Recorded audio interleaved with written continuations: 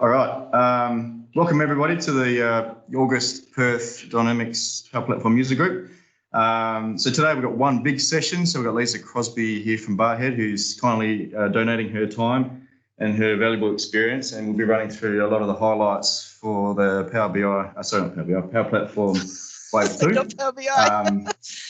Part of the Power Platform, but yeah, Power Platform.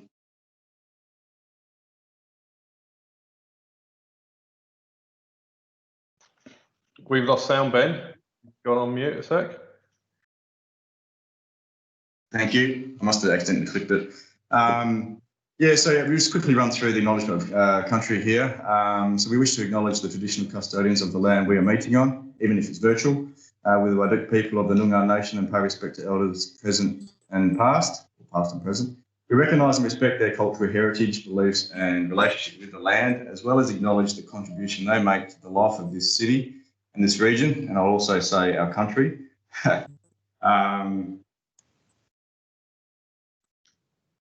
there we go. I must have the focus on the wrong thing. So I don't have to worry about timing today. I'm sure we won't have an issue there. So moving along, just to let people know, we are recording. So if you're just logged in, we are recording. So just for your benefit to know. So as we go through the highlights today, there might be things there that you might want to dive into the preview and stuff. Feel free to go to the ideas.experience.dynamics.com area to share any future ideas, or maybe even, I think you can go there to even put some issues through as well, but mainly the ideas side, so please use that. Microsoft are listening, as we mentioned in the past, so if there's a lot of traction there, their KPIs are based on that now, I believe. Cool. So just quickly for today, a quick announcement on the Australian Summit. And we'll get straight into the education session being delivered by Lisa, and then straight into Q&A, and then we'll close it out. So fairly simple agenda today. So just a quick one. Australian Summit has actually been cancelled, and they're going to be merging it with the North American Summit. So there's a bit of an agenda there that I've just copied and pasted from the Australian website, or there's a link there that goes to the North American one. So the idea behind it is that because it's all virtual now, they decided to put all their effort into one big virtual summit rather than having regional ones. So obviously those people that may have paid for already the Australian Summit, you can actually transfer the credit across and attend the North American one, or you can actually ask for a refund if anyone has purchased that. So I just want to let the community know here in Perth that, and anyone else who's watching, that's happened. Cool. So I think this is where we get straight into Lisa's presentation, and Lisa, I'll hand it over to you. Excellent. Sorry, Ben, I've just got one very quick one. I'll put in the chat. So the October Wave release event registration page is gone. Yep. I'll put that in the chat window, or it's on my LinkedIn profile or today. So one other quick announcement last minute. Thanks. Great. Thanks for that, Peter. Appreciate it. Awesome. I hadn't even picked up on that one, Peter. So that's good. I usually get that off, sometimes off your LinkedIn, actually. So good. Thank you. All right. Let me share my screen here and.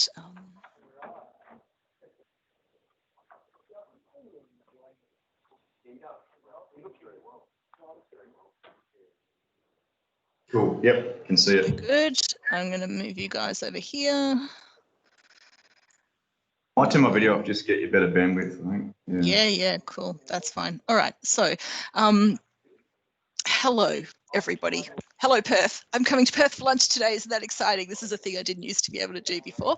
My name is Lisa Crosby. I'm going to be talking to you today about the Power Platform Wave 2 2020 release and my highlights, not the whole thing. This is me. I know some of the names on the call are familiar to me. So hello to people I've met virtually or in person along the way, and hello to anyone I haven't met. This is me, and this is how you can connect with me.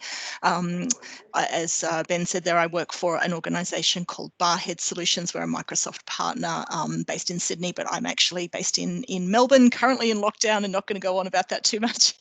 But this is where you'll find me. I'm very, very happy to connect with anyone on LinkedIn who's come to the session. Please just pop a little note if you do want to connect with me, because I get a lot of random connection requests, and I can prioritise people who I've interacted with here.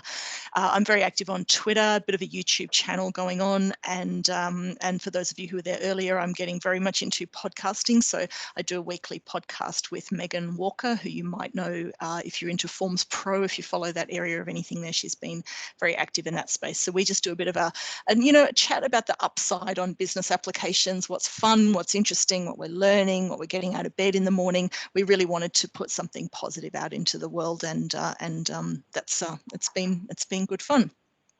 I'll pop that up again at the end. So as I said, feel free to connect with me.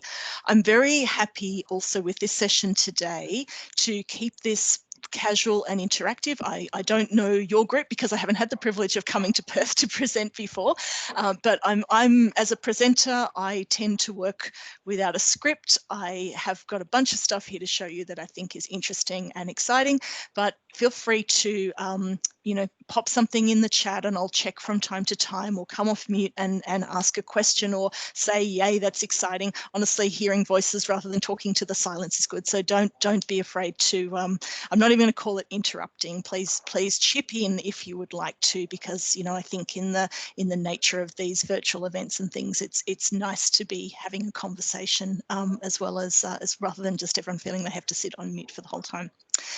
So here's what I'm going to go through for you this afternoon. We've got the Power Platform Wave 2 2020 highlights. Now, this was based on the release document that was published in July. I'm really losing track of time. And it is an announcement of the features that come through in the release wave from October this year through to March next year.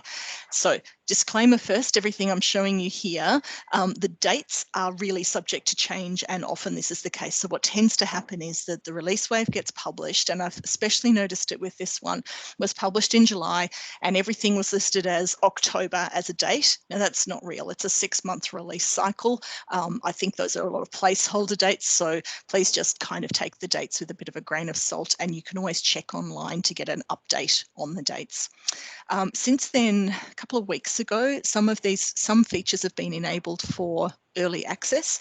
I'm not sure that many of the things I'm talking about here have been enabled for early access, but you can actually do that and start to play with some of those things. So even though it's a release wave starting in October, some of the things are available to you now to go through. So here's what I'm going to go through today. There's two release wave documents. One is Power Platform and one is Dynamics. I'm specifically just looking at Power Platform here. I do also cover Dynamics, so if people have got questions about Dynamic stuff, I can I do that as well. But my presentation today is really on the Power Platform release wave, and very much focusing on the Power Apps and Power Automate flow side of things. I haven't really got much on Power BI in here. And then Power Virtual Agents, I've sort of slipped in at the end there as well. So we've got like a top 10 Power Apps and flow and a couple of things on Power Virtual Agents. And then I'm going to throw in for you a bonus topic and bonus points for anyone who might be able to guess what my bonus topic is. All right, so let me just kick off here with my number one feature. This one actually applies, so there's a couple of things in here that apply to both Power Platform and Dynamics. So one of the things to look out for if you're a Dynamics person is that some of the really exciting Dynamics features are actually sitting in the Power Platform release notes under model-driven apps. So we all know Dynamics now is a model-driven app. So any of the kind of new release features that are applicable to Common Data Service model-driven apps will actually sit, I noticed this time around, is sitting inside the Power Platform release notes instead of in the Dynamics release notes. It's worth sort of skimming through everything because you find little gems where you might not expect to find them. So this is my number one, and this is around having natural language search. This will be in Dynamics and in model-driven apps. The reason I'm putting this at number one is because, you know, those of us who work with databases for a living, you go advanced, fine, okay, yeah, the user interface isn't awesome, but you can go in there and the concept of I can construct a query is not that difficult, right? You can go, oh, yeah, I'm searching for this, I'm searching for that, Boolean logic, do this and that and the other. My background, I actually came from the customer side, and I used to sort of run dynamics on the customer side, and I had users who were salespeople.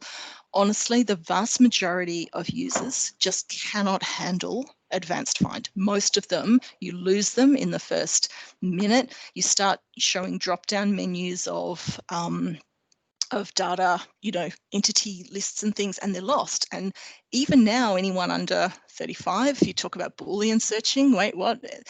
You know, people are used to just, I want a search box and I type my thing in the search box and it comes up because that's what we've all become used to. So this is now going to enable that kind of scenario for dynamics and for model-driven apps, where you'll be able to put in natural language queries, natural language searching, and get an output. And so for me, this is a number one, because just from a user experience and the ease of people being able to find their information in their model-driven app or in dynamics will be massively improved. So these are some examples down the left-hand side there of types of things you'll be able to do. It's working with the business Q&A, you know, from Azure behind the scenes. You'll be able to do things that are sort of drawing on Bing knowledge. So there's an acronym there. You see AUCUW actually understands what that is. So I'm dying to get in and have a play with this one. It's not enabled yet, but this is, to me, this is a really, really big deal in terms of user experience with the platform. So that's why I've got that one there as my number one. I'm not doing 10 to 1, by the way. I'm doing 1 to 10 and spending more time on the important ones and less as we go through. All right. So now this is kind of controversial, right? Because most people in the power app space put this one as number one. So maybe I've made a good enough case for why I put the other one as number one. I don't know, but this is probably the number one for most people. And this is something that's been flagged on and off. It was first announced at the Business Application Summit in 2019, and then it sort of disappeared again. And now it's been announced in this release wave, sort of as a proper thing. Is the idea of being able to create custom pages for model-driven apps. So this is where this story of Canvas and model-driven apps, Power Apps, really starts to come together to make a whole lot more sense. So at the moment, obviously in a model-driven app, you know, you're constrained to the form layout as it is. This is going to enable us to create pages. Now, again, there's not a whole lot of information released about this. What happens with the wave? Oh, someone go and mute there. It's a little bit noisy. We've got you know, the ability to create these custom pages and have these kind of custom layouts and things. So this could mean that you could create like a welcome screen. It could be that you've got like a combination of a form and a view on the one page. So it's hard to know exactly what this will be yet, but the idea of being able to have like a Canvas style customization experience, I suppose. So you can see there that's, you know, very much like creating a Canvas app, but instead of just choosing tablet app or phone app, you're actually choosing a page to go in your model-driven app. So this is a game changer in terms of that model-driven app design and opening that up. And as I said, it's a slightly controversial thing that I'm putting this as my number 2 instead of my number 1, but those are really kind of right up the top there, whichever way you look at it, in terms of importance for what we do with model-driven apps. Now, the other thing I should mention actually is that my top 2 things here, so we've got the natural language search and custom pages, are both model-driven app things. And one of the things I really noticed in the Wave 2 release is that model-driven apps were much more center stage than Canvas. So in the other recent, that's not to say there's not Canvas stuff in there, there is, but in other previous releases, the Wave 1 release certainly and the one last year was Canvas, heaps of things in that maker experience for Canvas apps. Whereas this time around, you know, as I said, the 2 most important things I picked out around model-driven apps, not a heap going on of any great substance in Canvas apps. There are a few things. So this is one of the things that is it is therefore Canvas apps. This one was flagged as early access, and it actually is on the blog. There's a blog post that shows you what's early access, and this one is one of the things that is early access. So if you want to get in and play with this one now, you can. Haven't had a chance to do it yet. It's not enough hours in the week. So this is the idea of being able to interact with emails in the mobile app. So that's going to be, you know, something that we haven't really been able to do. So I've just grabbed screenshots here out of the release notes because that's sort of all that's available. But you'll be able to kind of, you know, work with those emails, and you can see it's a bit like the email that's going on inside a model-driven app, but you'll be able to interact with that in the mobile. So if you're interested in that, you can actually get in and start playing with that one already. Now Ben's giving me a very cool. Which one was very cool, Ben? I suspect the previous one.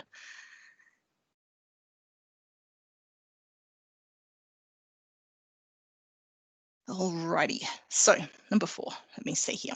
So this one is about a connector in Power Apps. So this is another thing about reading the release notes. I said before is to kind of look through, find things in unexpected places.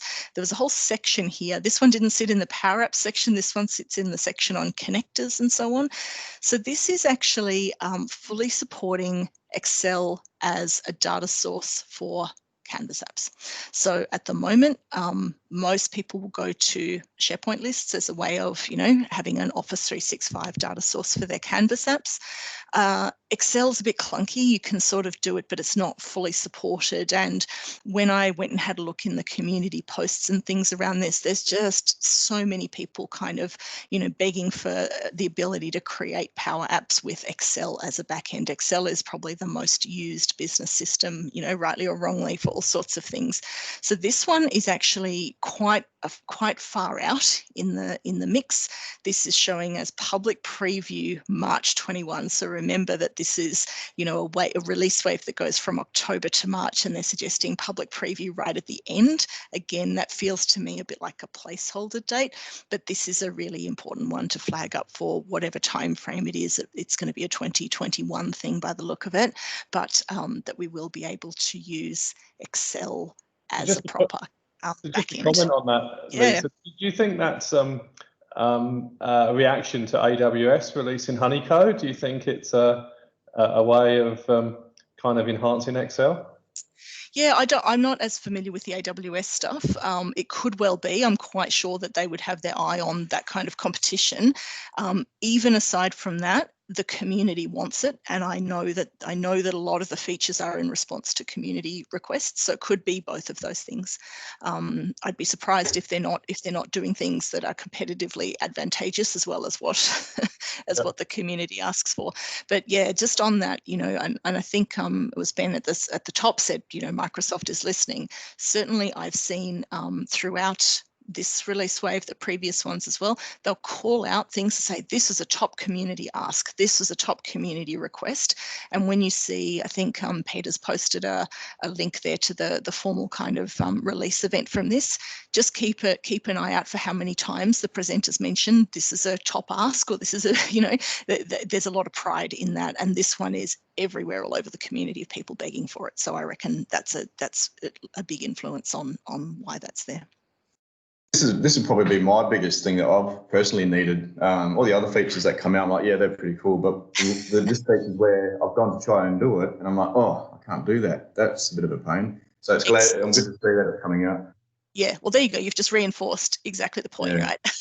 And there are a lot of people. I actually had to sort of do a bit of a double check. I'm like, oh, can't you? Oh, yeah, you can't. That's right. You know, yeah. So it's one of those things that sort of, it feels like you can because there's a connector there, but then when you try and do it, it doesn't behave the way you know. It's not. It's only for the personal OneDrive. Yeah. When Excel's not the SharePoint Online Business OneDrive. Yeah, exactly. Yeah. So I think you know, and we all know, for better or worse, and not always for better, that Excel is a very, very commonly used business data source. And that's not going, you know, despite many other options and so on, people are still going to keep using Excel as a data source. So providing them with a better user experience over the top of that is gonna be amazing.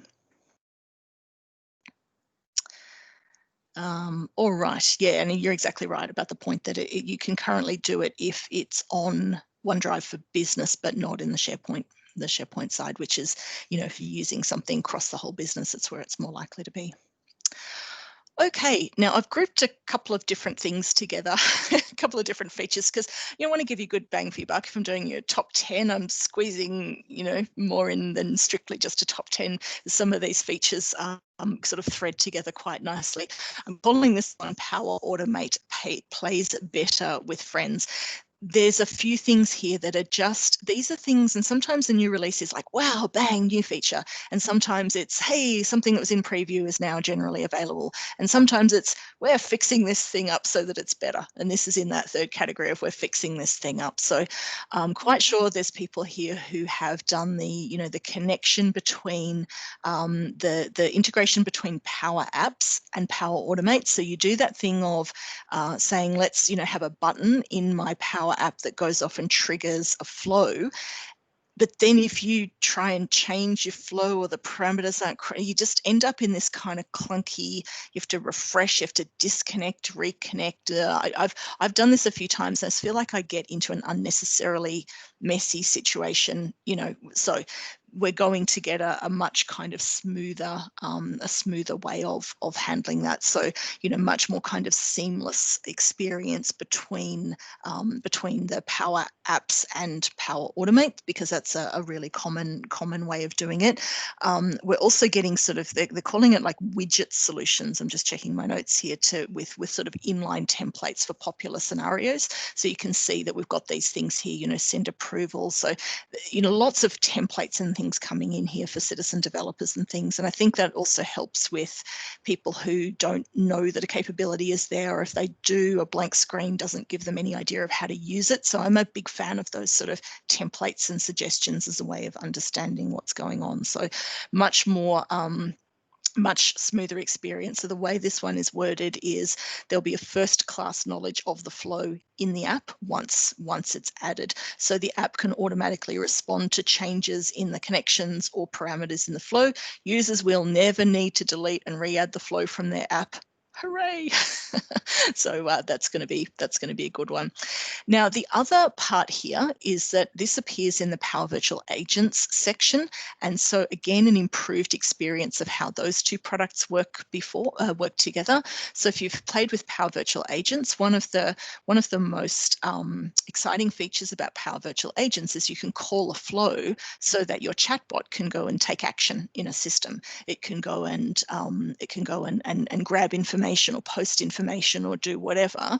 But at the moment, you've still got that same kind of jarring experience of it's all good if you get it right the first time round. I'm not sure who does. But then if you go and change the flow, you have to kind of disconnect it and reconnect it and remap everything back and forth together. So that's going to change as well. So if you're changing things like variable names, input and output of a flow, the changes will be reflected in the Power Automate canvas. So as I said, I'm calling this one Power Automate Plays Better with Friends, a much smoother experience of adding Power Automate to Power Apps and to Power Virtual Agents. So that's going to make that stuff a lot easier to work with. I do a lot of things by trial and error. So for me, having it understand what's going on if I have to go back and do things is a big deal.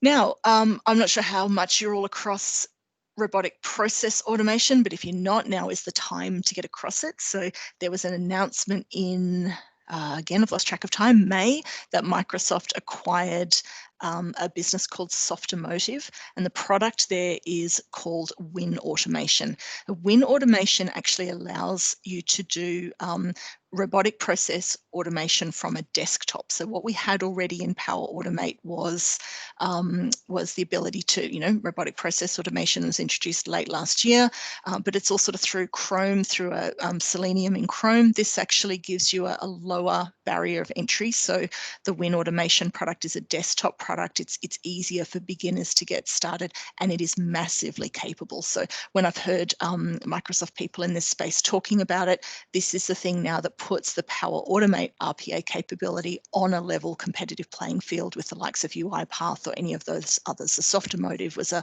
long-term, player that has a lot of capability. So what we're seeing in the Wave 2 release is the start of the integration between that acquisition, the Win Automation product, and Power Automate RPA. So you'll see the first thing that's happened is we've got this little icon here. So you can go and, if you're using the Win Automation stuff, you can build your robotic process automation. And then when you come into Power Automate, you'll be able to just pick that up as an action and use it. Now, they haven't announced further integration between those two products, but it's clearly announced in the roadmap. This is kind of the start of that journey. So watch this space. Obviously, the intention there is to build a cohesive RPA capability in Power Automate. But for now, this is sort of the first step in bringing that acquired product together into that platform. There's also quite a lot of. I'm going to talk about one more RPA feature in the next one, just a spoiler. But there's a heap of RPA functionality. So, where I said earlier, the Power App stuff in Wave 2 is largely dominated by model-driven app things. The Power Automate release wave is largely driven by robotic process automation things. So like I said, if you haven't come across this, haven't spent time on it, this is a really, really kind of important investment, important part of Power Automate. And there's heaps more coming here in terms of this capability. It's one of the fastest growing areas in business applications. So well worth kind of knowing your stuff here if you're working in that space. Has anyone got much into RPA? Is this a new thing? You're all over it? It's not my specialty, but something I'm dabbling in here. Not yet from my point of view. We've looked at it briefly, but definitely keen to spend some hours on this in the coming months, I think. To really get so there into it, is actually a brand new RPA in a day program that's just come out as well. So we've started running that, but you can download the materials for that as well. So if you're into that sort of thing, that's a way of getting educated. There's some people in the community, especially in Europe and the States, who are all over this. So yeah, it's well worth getting into. It's on my list of things I need to learn more about. And just to echo what you said, Lisa, we're getting a lot of interest locally in this, and so even though we now have connectors for the likes of SAP and other ERP systems like Ellipse are still pretty hairy to actually go in via the APIs, and so RPA provides an easier way of doing it potentially if it's lightweight integration. So definitely something to get into and try out. And you've just given me a perfect segue into my next point there, Peter. Thank you very much. So one of the other announcements, as I said, I'm not a specialist in Power Automate or RPA. So when I'm reading the section on, here are 35 new features on RPA, it's a little bit like, oh, okay, which are the most important ones here? But this is the other one that I've picked out. So this is about built-in support to go deeper into applications like SAP, as Peter's just saying, even though there's a connector there, if it's tough to do that, then it may well be that RPA is still a solution that is right. And also Excel, because as I was saying before, Excel is a extremely commonly used business system. So again, I'm really excited to see this one and what it actually does. But clearly, we've got all these RPA capabilities, but there's something coming here that's going to have sort of deeper built-in support for particular applications where I guess Microsoft is seeing the RPA use case is going to be very strong or is very much needed. And Excel and SAP are the two that they explicitly mentioned. There might be some others in there, but this is about saying that the RPA will be able to go deeper into the business logic of those applications beyond the simple mouse and keyboard clicks. So I think this is going to be really big, and certainly integration with SAP is one of those things that comes up over and over and over again. So having an SAP connector and then having some built-in support through RPA, I think is going to give us a lot more options there to work with our customers on that.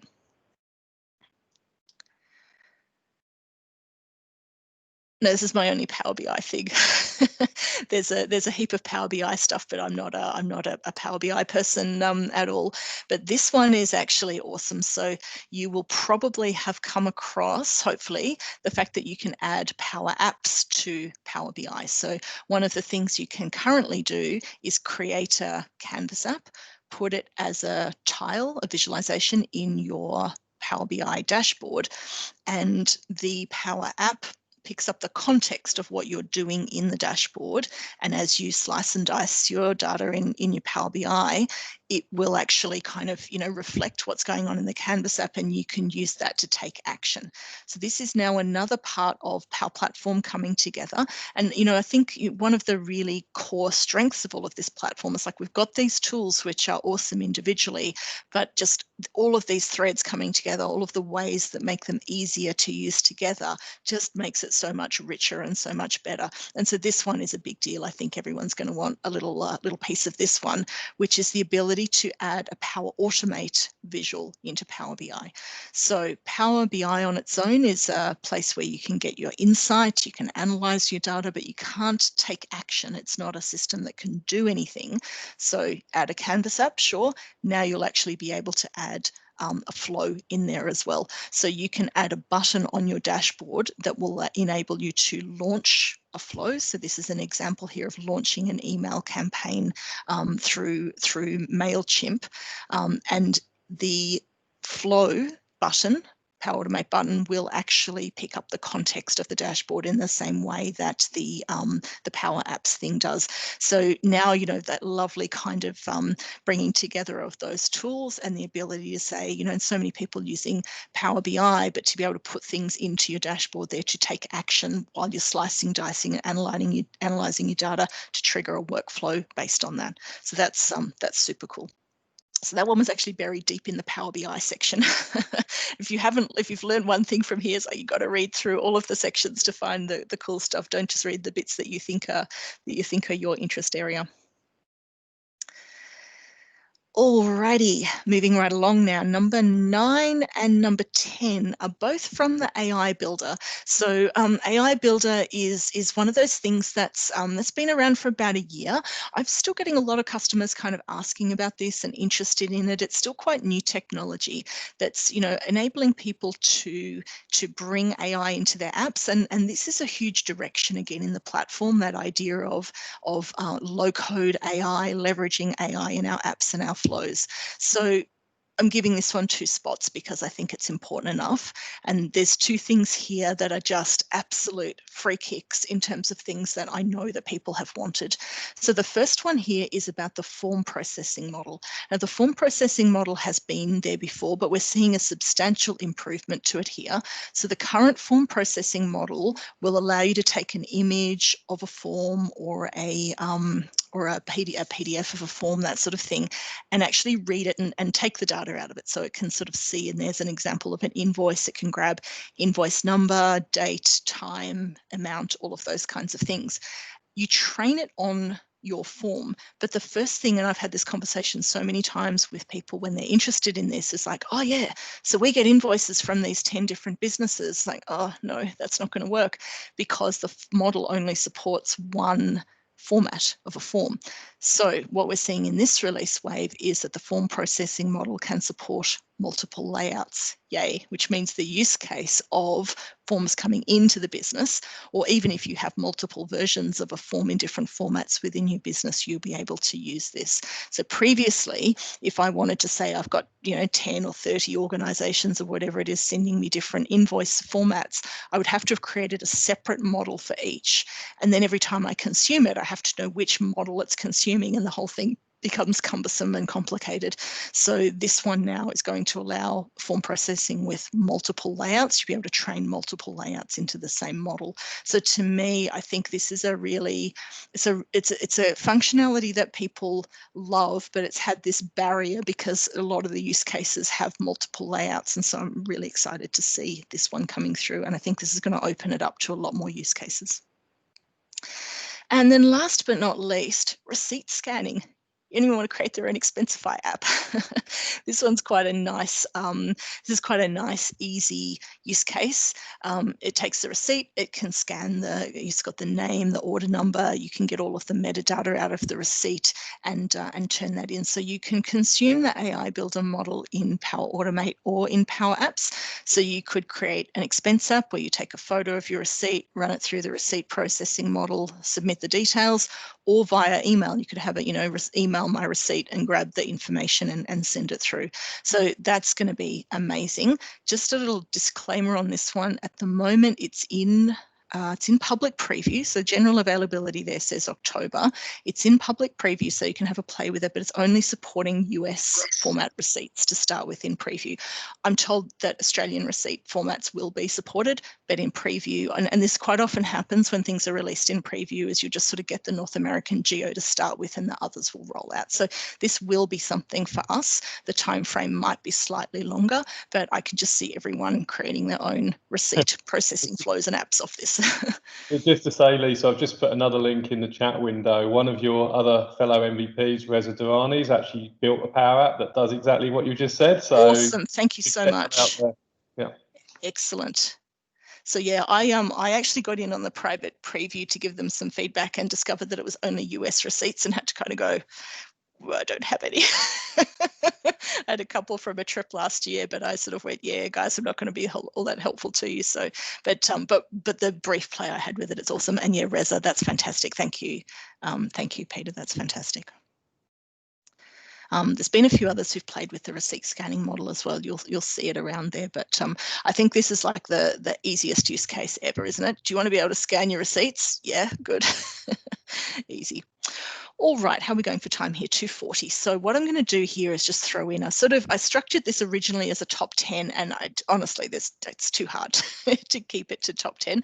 So I've thrown in a little bonus. We've got a top 10 plus 3 around Power Virtual Agents. So Power Virtual Agents is one of my favorite things to play with. I think, this is a relatively new member of the platform, but the way that it's working with Power Automate and what you can do with it is amazing. So there's quite a lot of stuff in the new release notes about Power Virtual Agents. As you might expect, it's a new area. So, those new areas like RPA, like this, sort of get a lot of new features released. You'll see it in the dynamic space as well around some of the insights products and things like that. Like there's quite a lot of things that sort of come through when something's relatively new. So there's 3 things that I wanted to highlight here out of the Power Virtual Agents release notes section. This one is a top community ask by far, because I've heard it asked of me many times. I sat in on all the virtual events and watched the Q&A on the virtual events, and this is the thing everyone asks for. So at the moment, you can do this really cool feature in Power Virtual Agents called Suggest Topics.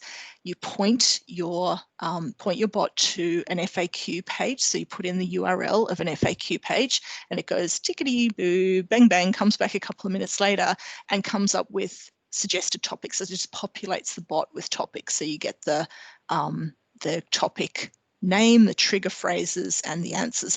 But it only works on an FAQ website. So it's not doing that thing of crawling a whole website that Q&A Maker does. But the thing that people most often ask is to go, I've got my topics in, guess which business system? Excel. Can I please upload it from Excel? Can I upload it from a document? All of those things. So this is what we're going to see in the new release, is the ability to extract topics from CSV, docx, and PDF files. So honestly, people saying I've got my content in Excel is like the top ask. So that's going to be amazing. We'll be able to create bots off those topic suggestions, which gives people that really quick entry point into getting up and running with a bot. Like this is technology that allows you to get up and running with a chatbot super quickly anyway, but allowing people to start with what they've already got and then manipulate and edit it in there is a big plus. Adaptive cards is something I'm starting to play with a little bit. This starts to get into a bit more of a, not quite high code, but slight code scenario. So what we're going to see is Power Virtual Agent support for adaptive cards. So what that means is that the chatbot will actually be able to respond with and provide for the user a much richer user experience. So what we're seeing on the left here is the standard bot, the hello, back and forth, whatever. These are just examples of adaptive cards, in case you haven't seen them before, where you can actually put in, nice headings and nice formatting and options that you can click, and polls and all sorts of things that you can drop down. So it's a card that you can interact with. So what we're going to see is support for the chatbot to be able to handle those cards. So you imagine the chatbot is surfacing a card like that, and the user can click on a button or select an option or whatever and do that. So that's going to, really do a heap of stuff there. There's another MVP in he's in Poland, I think, Thomas, with a SZ at the end of his name, and I'm not going to try and pronounce his surname, but he does heaps of work with adaptive cards and Power Virtual Agents. So he'll be the one to watch around that space, I reckon, and he's super excited about that one. And then the last one is around being able to interact with Power Virtual Agents through voice commands.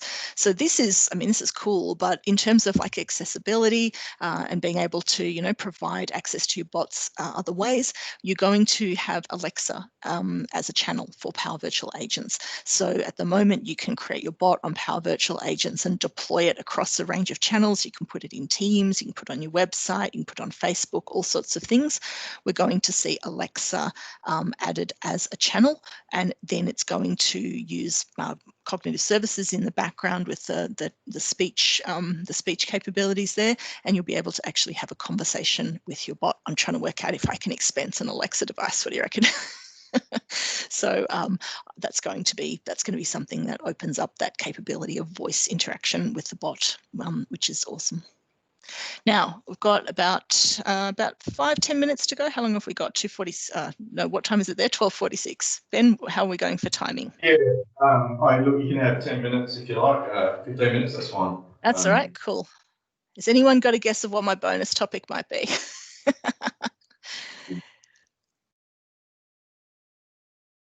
Nothing's coming to mind at the moment. Nothing's coming to mind. All right, here we go. Oh, Dataflex maybe? Yeah, not using that word. Not using that word. That word's not used anymore. What's the new word that they use? It was Project Oakdale. Project Oakdale. That's the and one. The first time I presented on this, I kept calling it a different Oakton, Oaks. I could not get it out. Oakdale. Need a post-it note. It's a temporary name. Let's not get too wedded to it. But I actually had this one in there even before that announcement. And so what I wanted to do is just talk about the concept here of Teams and Power Platform together. So I'll mention that announcement briefly, but this is actually a bigger concept going on here. And the reason I've put it in as a bonus topic is because it's actually not in the Wave 2 release. And this tends to happen is that, the Wave 1 and Wave 2 release notes will come out, and then there's a conference and the big announcements come out at the conference. So sometimes things don't get a spot in the release notes, but this is certainly on the same sort of time frame for release as what we're talking about. And so what I wanted to just sort of highlight here, because there's been a lot of noise around the D word and around Project Oakdale and so on. But the core thing to understand about that announcement is that it's actually about Teams. It's actually about enabling custom application development, low-code application development for Teams. And so I think, for those of us who work in Power Platform space, Teams now becomes a surface area in which to publish applications. So a lot of people are using Teams, huge uptake in Teams, obviously, around chat and around meetings. But there's actually a broader concept here of Teams as an application platform. So at the moment, you might have seen some of these things. A lot of people have seen things like Planner in Teams or Poly or, those kinds of things. So you can have all of those things popped in there. So you've got those standard third-party applications, or you can go ahead and develop full applications. But what we're seeing with the investment in the roadmap, and Project Oakdale is part of this, is is tighter integration between Teams and the Power Platform in order to create more powerful tools for Teams. So this is this concept of Teams as an application platform.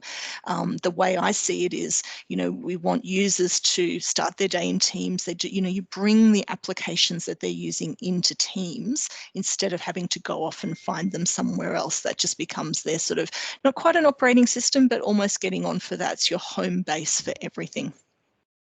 So Project Oakdale then is sort of the big announcement around this, but it's part of a broader roadmap of bringing these two technologies closer together to enable Teams as an application platform. And so this announcement brings in a couple of different things. Firstly, it's about allowing a relational database to be created inside Teams. And then the rest of it is actually about enabling all of the stuff that we know to be able to be created directly inside Teams. So I'm just going through this quite quickly. This is one of these things I can talk about for hours, but I thought I'd just throw it in as a little bonus for you in case you haven't come across it. And while we're talking about new things, this is a really, really important new thing to know about. So this is a screenshot of the concept of a relational database in Teams. This is a light version of the Common Data Service. You won't be able to do all the sort of like complex security, high code integration, all those kinds of things. This is designed to give a better option for people who run to Excel and people who run to SharePoint lists.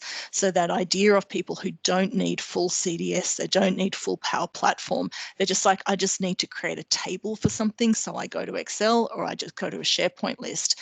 This will enable them to do a sort of create table kind of functionality inside Teams. It's completely embedded in Teams. It's not a standalone app, but it's built on the Common Data Service, which means it's actually properly relational database, not a spreadsheet. And then that sits inside the team. The security model is based on Teams, not on kind of the Power Platform, but it's the same technology underneath. So this is going to be a real game changer in the sense of, for those of us who work with Power Platform, once this stuff launches, everyone who uses Teams is now going to find that Power Platform things are more easily discoverable. We're going to have Power Apps embedded in Teams, so you can go in here. At the moment, you can create a Canvas app and say, add to Teams, like download, and then you bring it in. But this is actually, you can see when working inside the Teams Chrome here, building a Power App, and then there's a Publish to Teams button right there. So you're actually using the Canvas app tech to build an app without even leaving Teams. Same with Power Virtual Agents, the ability to build a chatbot, an internal chatbot for Teams sitting right in there. So quite a lot of stuff going on there, but really, from the point of view of us as Power Platform users and people who are into that, the ability to kind of use these tools to extend Teams is a really, really core part of what's going on there. Plus this lightweight version of the Common Data Service that's going to hopefully give people a much better option than Excel and SharePoint for those sort of lighter weight use cases. That's all I've got. Happy to take any questions. There's my sort of top 10 of the wave 2 across Power Apps, Power Automate, with bonus topics and Power Virtual Agents thrown in. And we've still got a few minutes left at the end there for questions or comments or anything that won't run right up to the hour. So thoughts, questions, anything there? Yeah, have you come across that before? Yeah, with Project Oakdale, Yeah. maybe I might not have been listening close enough, but was there an ETA on that? We're not too sure yet. No, there's not. So they haven't. It's in private preview at the moment, and Yeah, I'm actually in on the private preview. So I was actually up at 2 o'clock this morning getting a tutorial because that's what I do. So it exists, but it's being very robustly private preview tested with people who are making it good.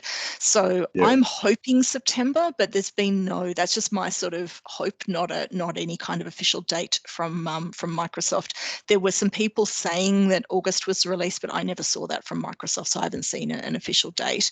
I can say from what I can understand from having sort of been close to it, this is really important. Like, this is a really game-changing thing where Teams is just, there's 75 million Teams users now. Like, it's huge, and Power Platform is growing as well. So even before they announced Project Oakdale. So back at the Business Application Summit in May, they were saying we basically, screwed up the roadmap for these two products and started again because of what's happened. And this is about enabling remote work, enabling remote collaboration, enabling extendability of teams for all of those things. This is being moved through with high priority from what I can see. So no date announced, but no one's twiddling their thumbs on getting it ready, I can tell you that. Just to add, I'd heard that September possibly for public preview, but obviously it depends how the private preview is going. Yes. But we tend to have fairly short public previews now, so I think it will be GA probably end of the year, because it is fundamentally CDS. It's just the light version of it. And I guess one of the other reasons for driving it is that a lot of people were building apps off of SharePoint lists, and it's not a proper relational source, and they were effectively creating technical debt, because whilst the solution may work now, they may hit record limits down the track. That means it just stops performing very well. Yep, exactly. Whereas with this, they're using CDS. If they need the added facilities, they can just change the license. There's no migration. They literally just flick a switch and you get the full version and your license for it. So that's the real driver for it as well, is avoiding this technical debt. Yeah, Thank you. Yeah, well said. And I think that smooth transition between one and the other is definitely part of it from what they've released about that as well, is to say, you can start with this, and yes, start with a proper relational database. It's going to handle sort of up to, it's like 2 gigabytes of data. It's about 1 million rows. So like even that is substantially more than you can handle in Excel or SharePoint. The security model it's the OMG security model, which I'm now learning about, owner member group, which is your team's security model. So it's completely tied to a team. And allows it to happen there. But then if the thing grows and becomes bigger than that, or you need more complexity than that, you don't have to start again, because you can then say, okay, well, let's now upgrade to full CDS and off we go and do that. So yeah, puts it in the right place from the start, regardless of whether you need that down the track or not. You can do that if you want to. Yeah, and I think one of the things that drives people to the full version is, particularly with the big enterprise customers, is they want that role-based security model, a very granular security model, and all of the auditing and other stuff that you get with the full version of CDS and the paid version of Power Apps. So the easiest way to think about that, so capacity would be one reason. As you're saying, the security, if you've got different personas, so if you've got, because the Teams thing works on a owner member guest, all the members have the same access to it. You can't say, oh, you're this type of user, so you have this access, but you're that type of user, so you have that access. That's a full standalone app capability. This is more for sort of like everyone in the team has the same access, single persona use case. Sorry, Peter, if I cut you off there. If you've got Teams as the new Windows desktop, yeah, pretty much is. Cool. Thanks for presenting that, Lisa. Are there any more questions from anyone? That was a good session. Oh,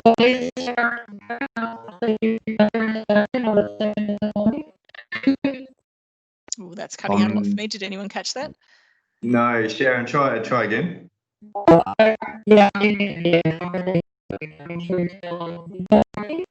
Sorry, Sharon, you sound like a scrambled robot.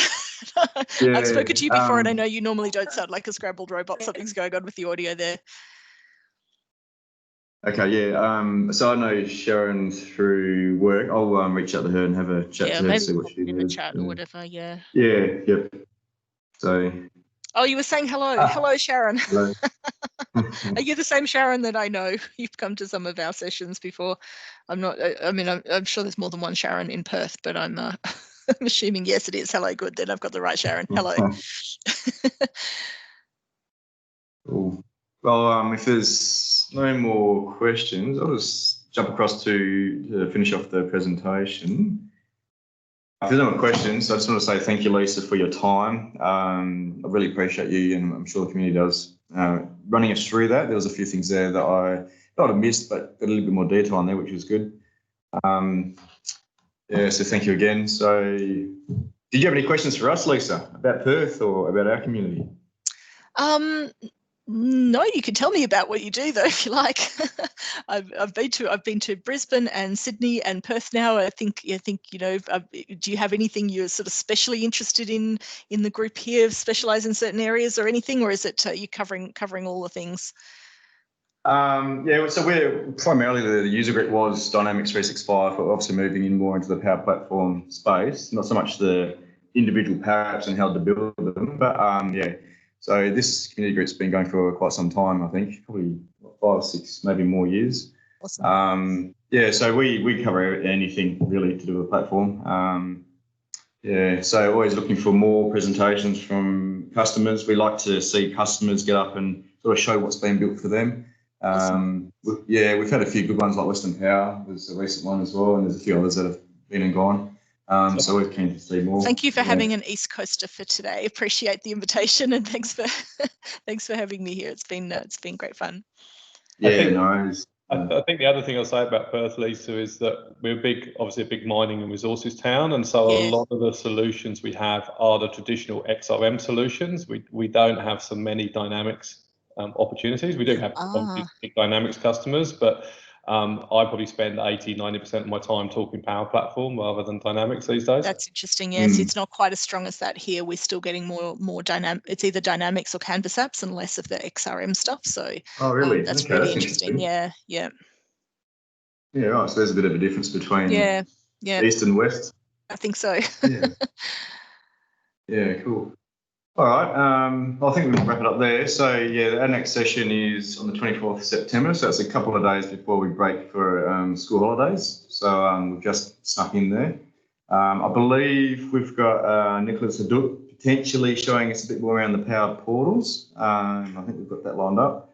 And we're probably not too sure on the second session. Normally we have 2 sessions, Lisa, but the amount of stuff you've shown today, we thought we'll give you the whole slot. So thanks for doing that. Appreciate it. I actually did a 10-minute version of this as well. I said to you guys, tell me how long you want me to talk for it. I did top 10 in 10 minutes. They gave me 10 minutes in Melbourne, so I did it in 10 minutes. I think you get more value of a bit more time though, so thanks. Yeah, cool. No worries. And then we might have something on FinOps as well. I think Manil might be organising something there, so we'll hopefully get something there to present. So if there's any feedback from anyone, feel free to provide feedback on that QR code. And yeah, always looking for feedback to improve the way we do this. If anyone has anything they'd like to present, please just reach out to any one of us from the community group, or send us a post on the Dynamics 365 UG platform. Yeah, so thank you everyone for attending. Appreciate your time. Thanks, Lisa, for presenting. Greatly appreciated, and we'll see everyone next month. Thanks, Lisa. Thanks, everybody. See ya. Thanks. Nice to speak to you all. See you later. Cool. Thank you.